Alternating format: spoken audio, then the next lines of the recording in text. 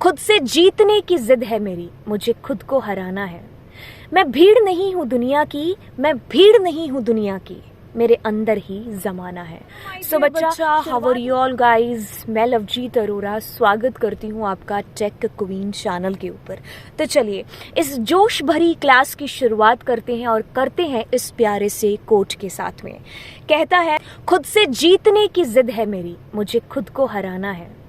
मैं भीड़ नहीं हूँ दुनिया की, मैं भीड़ नहीं हूँ दुनिया की, मेरे अंदर ही जमाना है। सो बच्चा, शुरुआत हो चुकी है आज की इस कक्षा की। अगर आप बच्चे जो मुझे देख रहे हैं इस क्लास के अंदर, अगर आप बच्चे इस कैटेगरी के हैं कि भाई आपके नंबर बहुत अच्छे आए हैं टर्म 1 के अंदर, आपने धुआंधार तैयारी है जो मेरे साथ में की थी और आपके बहुत अच्छे मार्क्स हैं जो आ गए टर्म 1 के अंदर। सो आप सब बच्चों को कंग्रेचुलेशन अपनी इस विजयी जीत के लिए। और दूसरी तरफ मेरे वो बच्चे भी यहाँ पर होंगे जिन्होंने तैयारी की, लेकिन पता नहीं एग्ज़ाम में ऐसा क्या हो गया कि हम अच्छे से लिख नहीं पाए या फिर हमें क्वेश्चन जो पैटर्न था वो हमें समझ में नहीं आया। रीज़न कोई भी हो सकता है, XYZ। हम उसके रीज़न की तरफ नहीं जाएंगे, हमारे हाथ में परिणाम है। हम उसको देखते हुए यहाँ पर कहना चाह रहे हैं कि भाई ऐसे बच्चे भी होंगे जिनके मार्क्स थोड़े बहुत ऊपर नीचे हो गए होंगे, यानी कि आप सेटिस्फाइड नहीं हैं अपने मार्क्स के साथ में। तो दोनों तरीके के जो बच्चे इस कक्षा को देख रहे हैं, तो आज की ये कक्षा आप लोगों के लिए डेडिकेट रहने वाली है। सो मैं यहाँ पर अपने पूरे एक्सपीरियंस के साथ में आपको यहाँ पर अच्छे से गाइड करने वाली हूँ कि IP और CS दोनों सब्जेक्ट्स के साथ में आप किस तरीके से एक प्रॉपर स्ट्रैटेजी के साथ में टर्म 2 के लिए रवाना हो सकते हैं। सो बच्चा, कुछ चीज़ें जो मैं आपको यहाँ पर बता दूँ। देखिए, बहुत खुश होने की ज़रूरत नहीं है अगर तुम्हारे बहुत अच्छे नंबर आ गए। बहुत ज़्यादा दुखी होने की भी बिल्कुल भी ज़रूरत नहीं है अगर तुम्हारे नंबर थोड़े बहुत ऊपर नीचे हो गए। देखिए, वो वक्त था वो बीत चुका है। घड़ी की सुइयां टिक टिक टिक टिक करते हुए चलती जा रही। अजीब वक्त का पहिया है ये, ना किसी के लिए रुका था, ना रुक रहा है और ना ही आगे किसी के लिए रुकेगा। तो हम तो हैं ही क्या। सो मैं यहाँ पर कहना चाह रही हूँ कि वो वक्त है जो बीत चुका है, जिसमें आपने बहुत अच्छे से तैयारी की, आपने एग्जाम्स दिए, आज तुम्हारे हाथों में रिजल्ट है। तो तुम पीछे जाकर के उसमें कोई बदलाव ला नहीं सकते हो। ये एक सच्ची बात है। अब ये सच्ची बात ये भी है कि हाँ, मैं बदल कैसे सकता हूँ। ये जो मार्क्स मेरे आए हैं, मैं इनसे सेटिस्फाइड नहीं हूँ या फिर मैं इनसे बहुत सेटिस्फाइड हूँ, मैं आगे बरकरार कैसे रख सकता हूँ। दोनों ही तरीके के सवाल अगर आपके मन के अंदर आ रहे हैं, तो यहाँ पर देखिए हमारे सामने खड़ा है हमारा टर्म 2। आपके पास में फिलहाल मौका है, मौका गया नहीं है आपके हाथ से। अब टर्म 1 मेरा जैसा भी गया, मुझे ना तो ओवर कॉन्फिडेंट होना है और ना ही मुझे ऐसे विचार लेकर के आने हैं जिससे मेरे और 2-4 जो दिन है बचे हुए वो भी मेरे वेस्ट हो जाएं। सो कहने का मतलब है, यहाँ पर जो टिक टिक घड़ी की सुइयां चलती जा रही हैं, वो चाल तुम्हें बहुत ही धीरे धीरे लग रही है, बट असल में वो बहुत तेज चल रही है। ये आपको एहसास होगा कब? थोड़े दिनों बाद, जब आप बिल्कुल करीब पहुंच चुके होंगे अपने एग्जाम्स के, और तब याद आएगा, अरे हमने तो स्टार्टिंग की ही नहीं, हमें पहले करनी चाहिए थी। तो वो जो पछतावा है ना, वो आपको तब ना हो जो आपको अभी टर्म 1 के लिए रिग्रेट हो रहा है, वो कभी टर्म 2 के लिए ना हो जाए। तो उसके लिए आप यहाँ पर सतर्क है जो हो जाइए। सो चलिए आज के इस लेक्चर की शुरुआत करते हैं और मैं आपको यहाँ पर अच्छे से गाइड करूँगी कि आप कैसे कैसे जो है कंप्यूटर साइंस और इन्फॉर्मेटिक प्रैक्टिसेस, इन दोनों सब्जेक्ट्स के ऊपर अपनी अच्छी कमांड है जो बना सकते हो। अब देखिए, यहाँ पर आपके पास में 5 टोटल सब्जेक्ट होंगे, ठीक है। मैंने वैसे यहाँ पर SQL लिखा हुआ है, लेकिन आप और मैं चलिए एक स्ट्रैटेजी बनाते हैं कि आपके पास में टोटल कितने सब्जेक्ट हैं जी? 5 सब्जेक्ट हैं। बहुत सारे बच्चे ऐसे होंगे जो सोच रहे होंगे कि मैम हमारा तो ये 5th सब्जेक्ट है, हम इसमें क्यों इतना ध्यान दें। मेरी बात ध्यान से सुनिए। अगर आपके पास में मान लो फिजिक्स है, आपके पास में केमिस्ट्री है, आप मैथ्स या बायो के स्टूडेंट हैं, तो आप बहुत जोरों शोरों से तैयारी कर रहे हैं। आप इतने सारे प्रैक्टिस टेस्ट हैं जो इसके लगा रहे हैं, सेट लगा रहे हो, खूब जोरों शोरों से आप इसकी तैयारी है जो करने पर लगे हुए हो। अब यहाँ पर मेरी इस बात को बहुत ही ध्यान से सुनना कि 2 ऐसे सब्जेक्ट हैं जो ये सारी तैयारी के ऊपर पानी फेर सकते हैं। जी कौन से सब्जेक्ट? यहाँ पर आपका ध्यान नहीं जाएगा किसके ऊपर? इंग्लिश के ऊपर। आपका ध्यान नहीं जाएगा फिजिकल एजुकेशन, कंप्यूटर या फिर IP जैसे सब्जेक्ट्स के ऊपर। सो ये जो आप ध्यान नहीं दे रहे हो, तो यहाँ पर जो तैयारी की हुई है, तो यानी कि आपका जो ग्राफ बहुत ऊंचा जा रहा था, अब वो अचानक से डाउन होने लगेगा इन सब्जेक्ट्स की वजह से। तो अगर आपकी तैयारी इसमें ठीक ठाक भी है ना, और ये तैयारी आपने अच्छे से कर रखी, क्योंकि इसमें आपको ज़्यादा टाइम नहीं देना है, तो आप अपने ग्राफ को जो मार्कशीट के ऊपर है उसको अप कर सकते हो। तो यहाँ पर ये जो सब्जेक्ट है ये मार्क्स बूस्टर सब्जेक्ट्स हैं। अगर कंप्यूटर साइंस की आप बात करते हो, इतने सालों से मैं कंप्यूटर साइंस पढ़ा रही हूँ, इन्फॉर्मेटिव पढ़ा रही हूँ, प्रैक्टिसेस पढ़ा रही हूँ, तो मैं एक चीज़ यहाँ पर कहूँगी कि ये दोनों सब्जेक्ट ऐसे सब्जेक्ट है ना, अगर तुमने इनको प्यार दिया ना, तो ये आपको प्यार देंगे बदले में। लेकिन अगर आपने इसको इग्नोर किया तो इसको चढ़ जाएगा गुस्सा। तो यानी कि यहाँ पर आपको लास्ट में कुछ भी समझ में नहीं आएगा कि अजी ये क्या लिखा हुआ है, HTTP। आप कहोगे ये उल्टी सीधी ABCD क्यों लिखी हुई है। समझ में आई बात। तो यानी कि कहने का मतलब है कि इस सब्जेक्ट को थोड़ा सा टाइम दे करके आपको समझना है। अब देखिए, ये सब्जेक्ट चूज किसने किया है जी, आपने चूज किया है इस सब्जेक्ट को। तो आपको किसी ने बोला होगा या फिर खुद को तुम्हें इंटरेस्ट होगा कि मुझे प्रोग्रामिंग के अंदर इंटरेस्ट है 11th क्लास में। सो जब आपने इसको अपनी मर्जी से चूज किया है, अपनी मर्जी से इसको चूज किया है, तो अब आप इसको टाइम क्यों नहीं दे रहे हो, है ना। सो आप उस अकॉर्डिंग अपना सब्जेक्ट चूज करते। अगर आपको लगता कि भाई इसमें मेरा टाइम ज्यादा जाने वाला है, तो ये चीजें आपको बहुत पहले सोचनी चाहिए थी। अब आप ये सब्जेक्ट ले चुके हो और अब आप यहाँ पर गिव अप नहीं मार सकते हो। सो आपको अगर अच्छा लगता है या नहीं लगता है, आपको पढ़ना पड़ेगा। सो यानी कि प्यार दो और प्यार लो इन सब्जेक्ट्स से। सो चलिए अब हम यहाँ पर इस ब्लैक बोर्ड को एक बार रब कर लेते हैं, और उसके बाद में मैं आपको बताती हूँ कि भाई CS और IP के अंदर आप कैसे स्ट्रैटेजी के साथ में पढ़ाई स्टार्ट कर सकते हो। देखिए, टोटल मिलाकर के अगर आप मुझसे कहते हो हमारे पास में क्या है, आपके पास में है सिलेबस, यानी कि ये लिखा मैंने टर्म, और ये ना फोटो टर्म 2, ठीक है। अब अगर तुम IP के बच्चे हो और अगर तुम CS के बच्चे हो, ठीक है, तो देखिए यहाँ पर IP के पास में क्या है, SQL है, तो कितने नंबर का है जी, 25 नंबर का। IP के पास में नेटवर्किंग है जी, कितने नंबर का है, ये है आपके पास में कुछ टोटल मिलाकर के 10 नंबर का। अब इसके पास भी SQL है और ये कितने का है, 20 नंबर का। इसके पास भी नेटवर्किंग है जी, ये कितने का है, 10 नंबर का। इसके पास में एक सब्जेक्ट और है, एक टॉपिक और है, दैट इज स्टैक। सो ये कितने का है, 5 नंबर का। तो टोटल मिलाकर के आपके हो जाते हैं ये कितने, 35, और यहाँ पर भी आपका कितना हो गया, 35। सो देखिए, अब ये वाला जो आपका है ना, कौन से वाला, ये वाला SQL, ठीक है, तो ये आप दोनों का सेम है, ठीक है, ये आप दोनों का सेम है। अब इसके अंदर एक्स्ट्रा क्या है, इसके अंदर आपके पास में एक्स्ट्रा है, या फिर मैं इसी की बात कर लूं IP की। IP के पास में सिलेबस में जॉइंट्स नहीं है, कनेक्टिविटी नहीं है, ठीक है। इनके पास में क्या है ऐसा जो नहीं है, इनके पास में फंक्शंस नहीं है।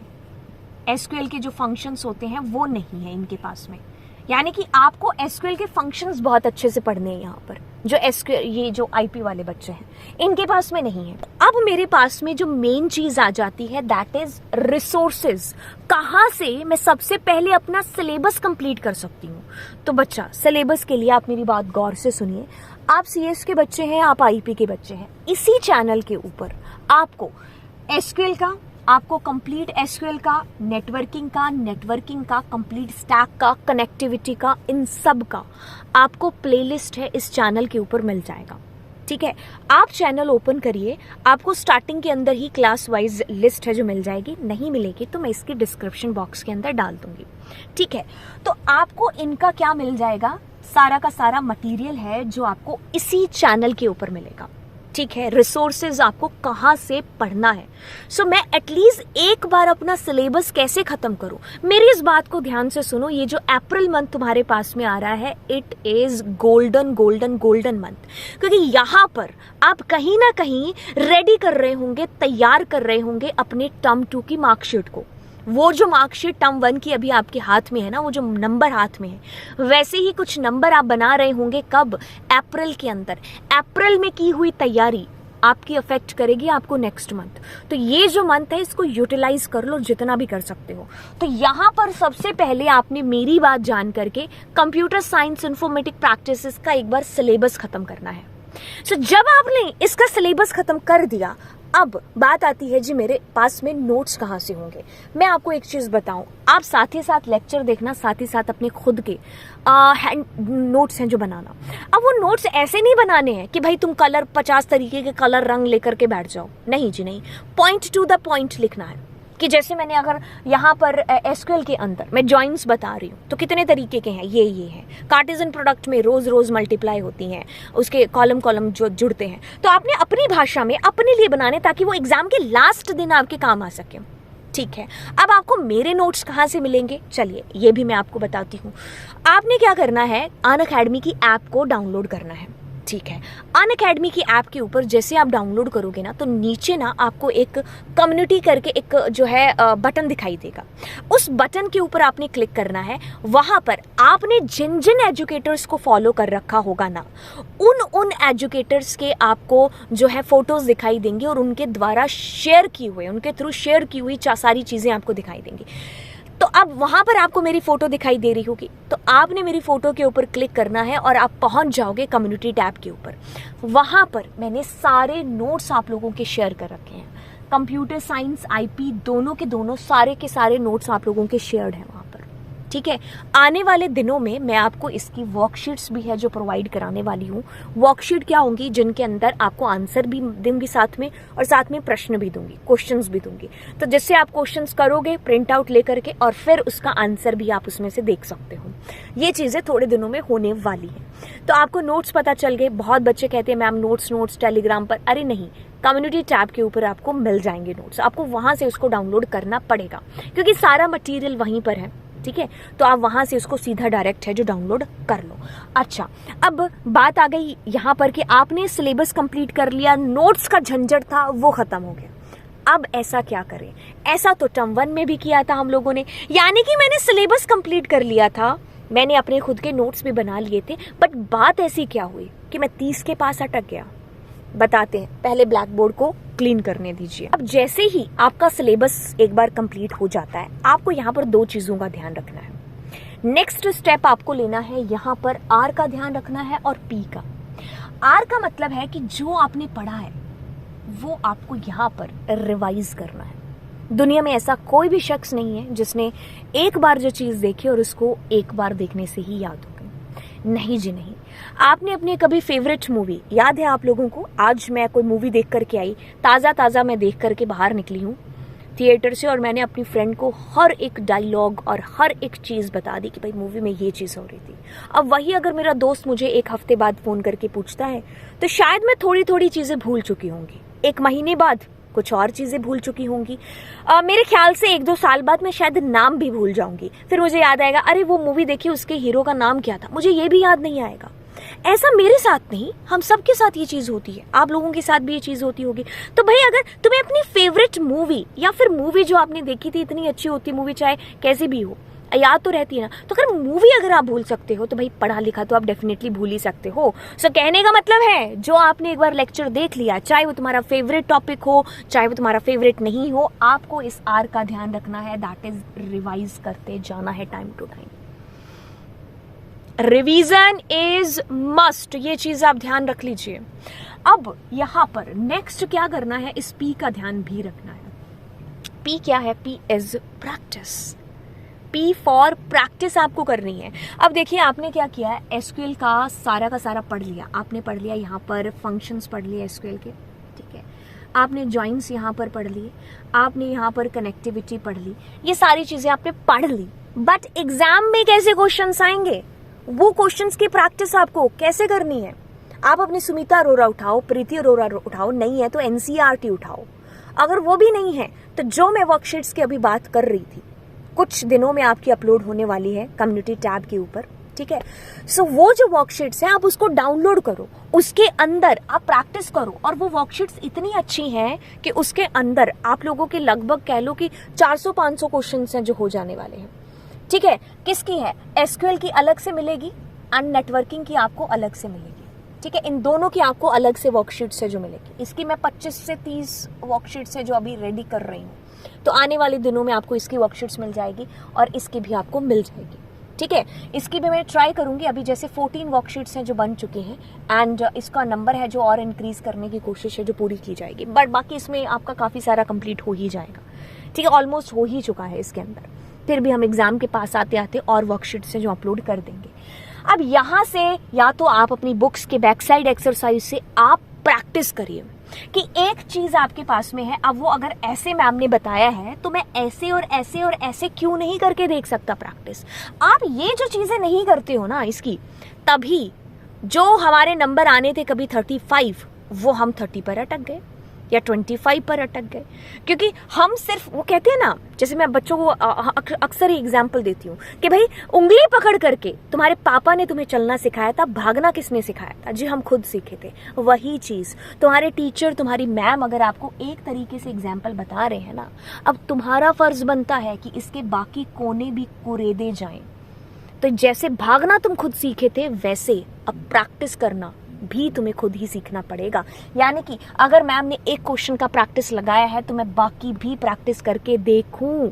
मैं देखूं यहाँ पर कि सम फंक्शन के अंदर नंबर डालते हैं तो मुझे सम करके देता है, मैं कभी स्ट्रिंग के बारे में क्यों नहीं सोच सकता, मैं कभी डेट के बारे में क्यों नहीं सोच सकता। तो कहने का मतलब है कि आपको अब उसके बारे में सोचना है, फंक्शंस के बारे में, जो आपकी एसक्यूएल की क्वेरीज हैं कि मैम ने अगर मुझे ऐसे क्वेरी बताई है तो वैसे क्वेश्चन आ गया तो कैसे करेंगे। ठीक है, तो अब आपने क्या क्या चीज़ें इस लेक्चर के अंदर सीखी हैं या समझी हैं। पहली चीज़, आपको अपना सिलेबस कंप्लीट करना है। रिसोर्सेज मैंने बता दिए, नोट्स मैंने आपको बता दिए, रिवीजन आपको करते जाना है। जो टॉपिक आपने आज पढ़ा है, तो अगर आपने आज एक टॉपिक पढ़ा है ना, तो इसमें गैप मत दो। ठीक है, सो 3rd डे या 4th डे आप इसको दोबारा से रिवाइज कर लो। और सबसे अच्छा तरीका पता है कौन सा रिवाइज करने का?